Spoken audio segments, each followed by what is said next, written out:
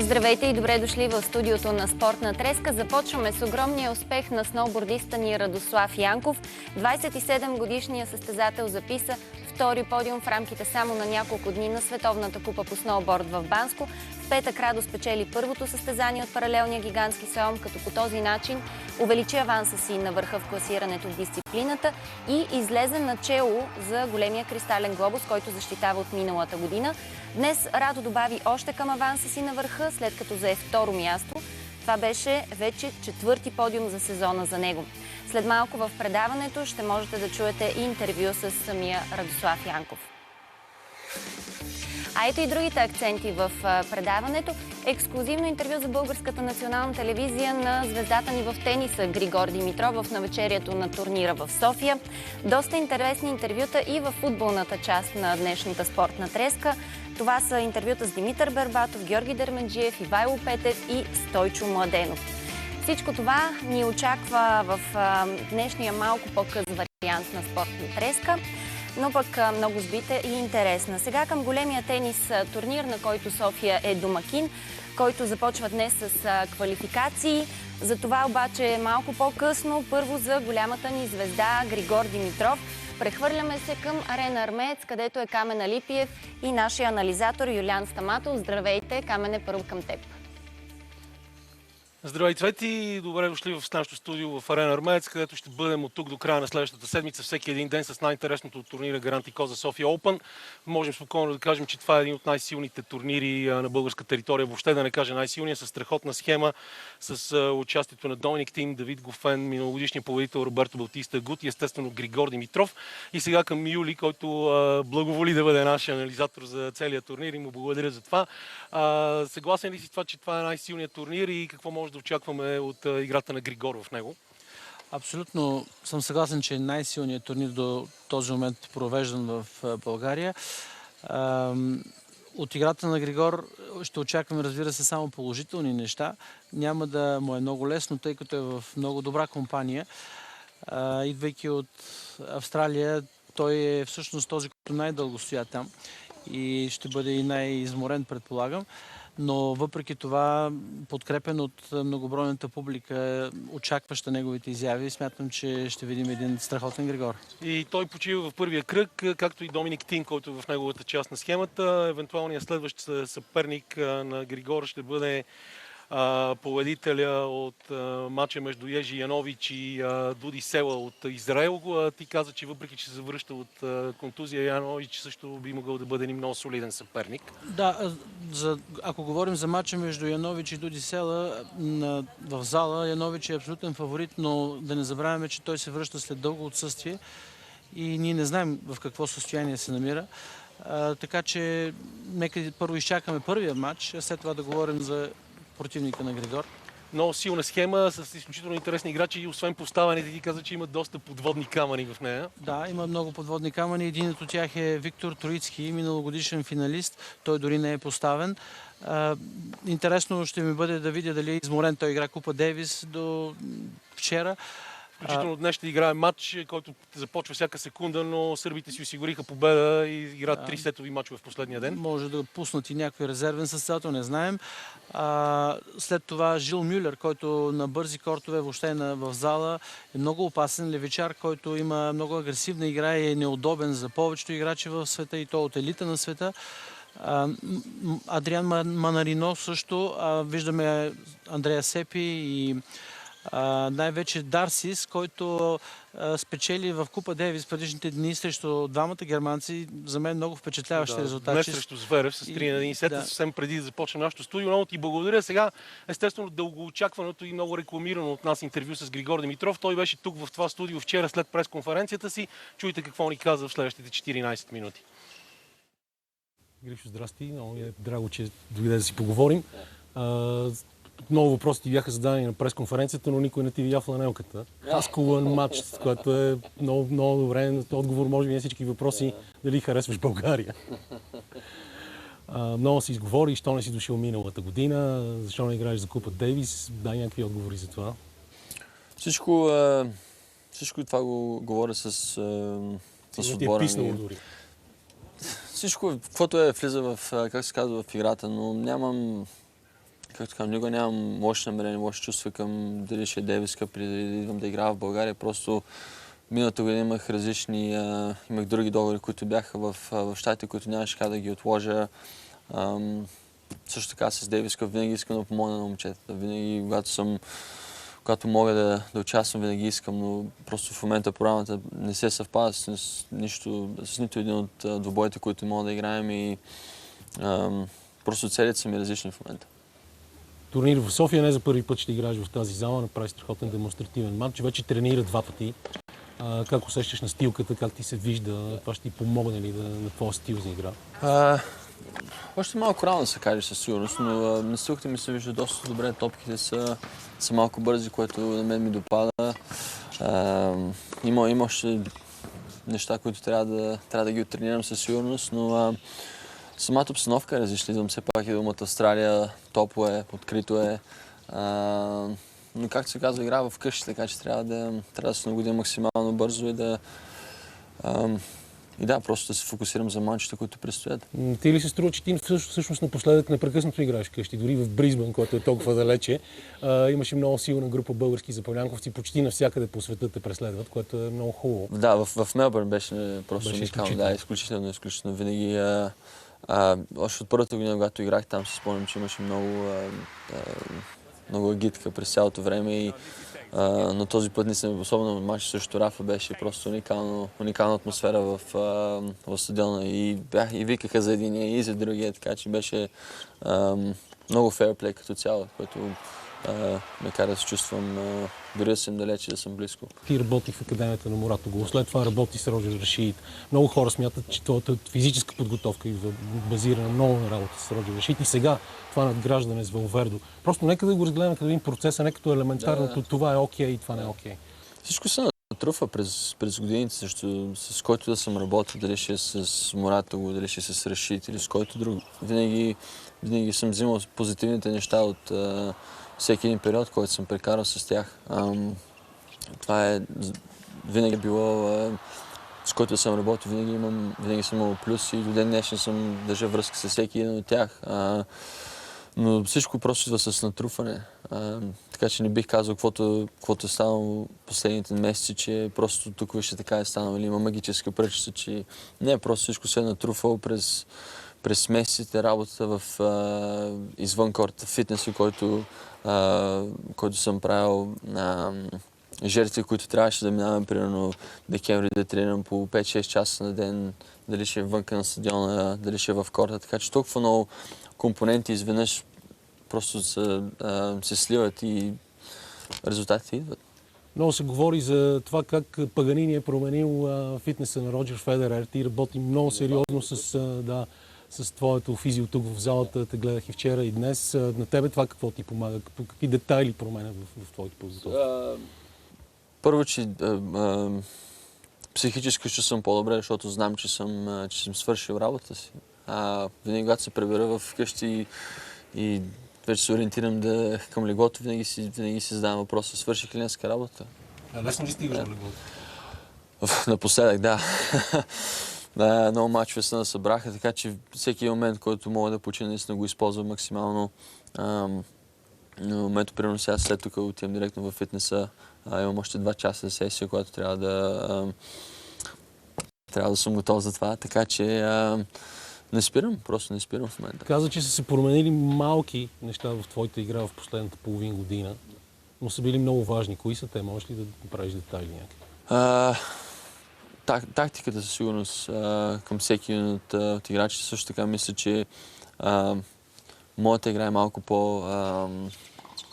по-просто в момента. Малко разбрах себе си повече и разбрах кои са ми оръжията малко по-добре и в кой момент да използвам даден удар. Това са тези малки неща за мен, които наистина правят голяма разлика. И също така постоянство във фитнеса. Може би за това също всеки ден искам винаги да правя нещо, за да мога да поддържам това ниво. Все пак имаме 23 турнира през годината, ако трябва всеки път да правиш също нещо, е малко изморително. Книгата на Федерер, Федеграфика, всъщност за Федерер е много интересна и тя казва, че професионалистите на топ ниво понякога играят дори над 90 мача на година, нещо, което трудно може да си представи човек. Със сигурност. в днешно време, особено като погледнем кои играчи са в момента, е изключително трудно да се играят 90 мача през годината. Затова трябва много внимателно да избираш кои турнири ще играеш, също така защо ги играеш и каква ти е целта за всеки един от тях. Има много играчи, които играят всяка една седмица, но някой път просто няма какъв е смисъл. За мен винаги трябва да има цел, когато игра, който и да е турнир, за да можеш да имаш подготовка, за да можеш да се подготвиш, за да можеш да знаеш, че си наистина 100%. Когато взедеш на корта, да знаеш, че си оставил всичко там. За мен това е нещо, което съм, може би, го научавам малко повече в последната година. Каза, че стила е да се готвиш мач за мач във всеки един турнир. Какво значи подготовката за матча? Гледане на видео, анализ на ситуации или само психологическа подготовка и твоята лична тактика? Всичко влиза в играта. Всяка една сфера, ако можеш да вземеш от малко, да ще гледаш видео или да знаеш, че примерно си направил всичко както трябва, дисциплината ти е на ниво,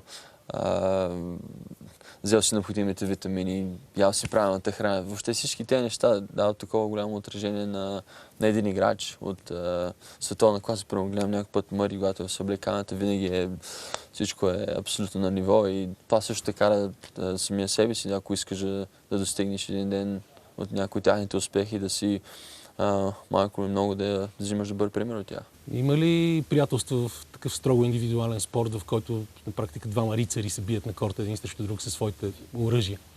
В смисъл, всеки един от нас има голям респект един от друг. До така степен да излезеш да вечеряте заедно, не бих казал. Но имаме изключително голям респект, особено след матча, когато сме на мрежата, всеки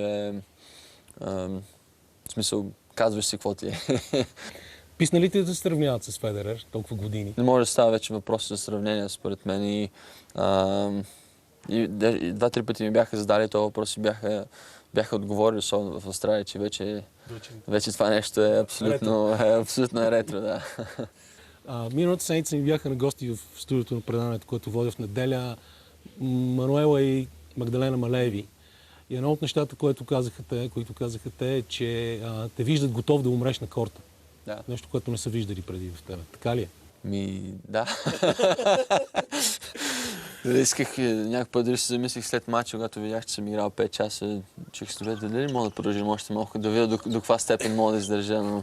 Даже Мануела каза, че е много деликатна ситуацията с тенисистите и че те на практика трябва да имат обратната връзка, да знаят дали са се справили добре. Защото едно е, когато тренираш изолиран, друго е, когато излезеш в един матч. Ти при излизането си на корта вече си задаваш въпросът: подготвен ли съм, готов ли съм за този съперник. Особено както в момента вече годината е започнала, след всеки матч мисля, че се чувстваш по-добре, но винаги имаш, мисля, че малко съмнение в себе си. Да. Винаги е така. Който е, дали ще е Рафа или Роджерс, особено след първите матчове в Австралия, защото е първи турнир от големия шлем и винаги има напрежение. Който е, особено дори самата атмосфера, когато влезеш в съблекалното сутринта, е просто никой не говори, само чуваш хъвли, дали ще е души, няма въобще. Всички са мрачни, но това е в играта. Това е, да. Джим Къри много те базикаше за парчето с Дейвид Фостър. Аз обаче не искам да говоря въобще за твоето пеене и за това как Роджер Фодоло е пуснал във видеото. Самата среща с Дейвид Фостър, според мен, е важната в този случай, защото той е един от най-големите продуценти музикални в шоу-бизнеса в последните 40 години. Какво ти носи срещи с такива хора? Дейвид го познавам отдавна. Голямо шоу беше с него, беше рожден ден. Бяхме поканени и когато тримата бяхме там, той почна. Трябваше някой дори да докара пианото горе в стаята. И това беше негова идея, между другото. Така че дори... Всички се концентрираха върху вас като тенис звезди актуални в момента, но никой не му обърна внимание на него. Аз затова искам да... Не, просто... Кой би обърнал внимание на след като има такова лошо пеене, смисъл. Добре, как ти се отразява това? Предполагам, че папараците преследват навсякъде в България. Вече видяхме вчера, имахме интересни снимки от хора, любители на автографии. Това пречи ли ти по някакъв начин или пък ти дава възможността да почувстваш, че хората имат интерес към теб? Аз мисля, че винаги хората са имали интерес. Разбира се, оценям го това нещо, нищо не мога да направя по този въпрос, така иначе просто съм себе си, това е. Ясно е, че по принцип е ясно, че много хора мразят да им се роват в личния живот. Ти почти нямаш личен живот, на практика успяваш да... На практика, наистина, да, особено последната година всичко, както казах, е наистина второстепенно. Изцяло съм се фокусирал, съм дал всичко от себе си да стигна до това ниво. Нищо не бих жертвал за друго в момента. Почнах с рамката Хасково. Ще имаш ли възможност да си отидеш в Хасково? Появиха се спекулации, че ще заведеш дори Никол, за да покажеш. Представяш ли си? Ако имам време, със сигурност, но в момента, както казах, доста неща имаме да свършим още тук. Трябва да продължавам да влизам в корта, в тренировките, фитнеса, дисциплината е номер 1 в момента. Все пак семейството ще те подкрепя тук. Какво ти носи това? Още от малък си спомням, когато играх в малките турнири в България до 12 години. Винаги са били там, така че малко или много ще трябва да почна да мисля по този начин, малко или много. Просто други обстоятелства, по-голям корт. Но това винаги ми носи радост. Така иначе смисъл, без тях никога нямаше да съм това, каквото съм. Какви са ти целите на Гаранти Коза София Open и естествено до края на годината? Както казах, всеки един турнир, в който ще участвам тази година, да го спечеля, да дам всичко от себе си. Не искам да, само защото играх добре в Австралия, да казвам изморен съм или ще видим или нещо второ. Не, просто гледам да дам всичко от себе си и да се насладя също така на играта. В смисъл, правя нещо, което обичам, искам да спечеля. Това е супер важният въпрос. Успяваш ли да се наслаждаваш на играта при цялата тази мелница, в която си през всяка седмица след седмица? Не винаги е лесно, със сигурност. Не винаги се събуждаш и си казваш, що не искаш да игра добре или някакъв път се събуждаш, сванат си, не ти се тренира, не ти се слиза от леглото. Да, често имаме такива дни, но всеки го приема това различно и психически имаш друга нагласа, примерно някои играят за пари, други играят, защото иска да са по телевизията. Така че всеки, каквото го вълнува, го кара да го прави това нещо. Жоро Стоименов е с теб тук, беше и в Австралия. Какво ти носи това партньорство с него толкова години? Жоро никога няма да... Жоро винаги е до мен. Това е, Жоро винаги е до мен и без него със сигурност нямаше да достигнем толкова неща заедно, така че всичко в тенис е отборно. Отбор. И така, когато излезеш на корта да играеш сам си, но никой не може да види какво става зад кулисите. В смисъл, организация, полети, хотели и така нататък. Но Жоро ме е като втори баща. Добре, понеже знам, че трябва да ходиш в фитнес и не искам да те мъча повече, какво още пожелаваш на всички български любители на тенис и фенове на спорта въобще?